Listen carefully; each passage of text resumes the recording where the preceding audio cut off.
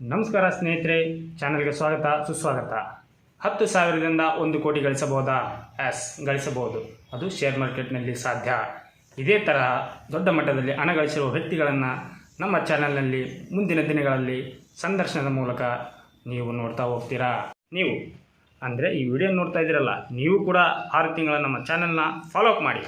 ನಂತರ ನಿಮ್ಗೆ ಕಾನ್ಫಿಡೆನ್ಸ್ ಬರುತ್ತೆ. ನೀವೇ ಹೇಳ್ತೀರಾ ನಾನು ಕೂಡ ಕೋಟ್ಯಾಧಿಪತಿ ಆಗ್ತೀನಿ ಅಂತ.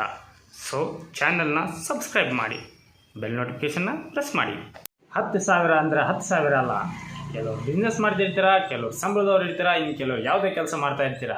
ನಿಮ್ಮ ಶಕ್ತಿ ಅನುಸಾರವಾಗಿ 2,000, 3,000, 5,000. ನಾನು ಜಸ್ಟ್ ಎಕ್ಸಾಂಪಲ್ 10,000 ತೊಗೊಂಡಿದ್ದೀನಿ. 10,000ನ 10 ತಿಂಗಳು ಒಂದು ಒಳ್ಳೆ ಮಿಡ್ ಕ್ಯಾಪ್ ಕಂಪನಿಯಲ್ಲಿ, just for example Tata power ಅಂದ್ಕೊಳ್ಳಿ. ಈಗ ಅದು 200 ರೂಪಾಯಿ ಟ್ರೇಡ್ ಮಾಡ್ತಾ ಇದೆ. ಇದರ ಮೇಲೆ 10 ತಿಂಗಳು ಇನ್ವೆಸ್ಟ್ ಮಾಡ್ತೀರಾ. ಸೊ 2ರಿಂದ 3 ವರ್ಷದ ನಂತರ 200 ರೂಪಾಯಿ ಇದ್ದಿದ್ದು 2,000 ರೂಪಾಯಿ ಆಯಿತು ಅಂದ್ಕೊಳ್ಳಿ. ಆಗ ನೀವು ಹಾಕಿದ್ದು 1 ಲಕ್ಷ 10 ಪಟ್ಟು ಆಯಿತು, ಅಂದರೆ 10 ಲಕ್ಷ.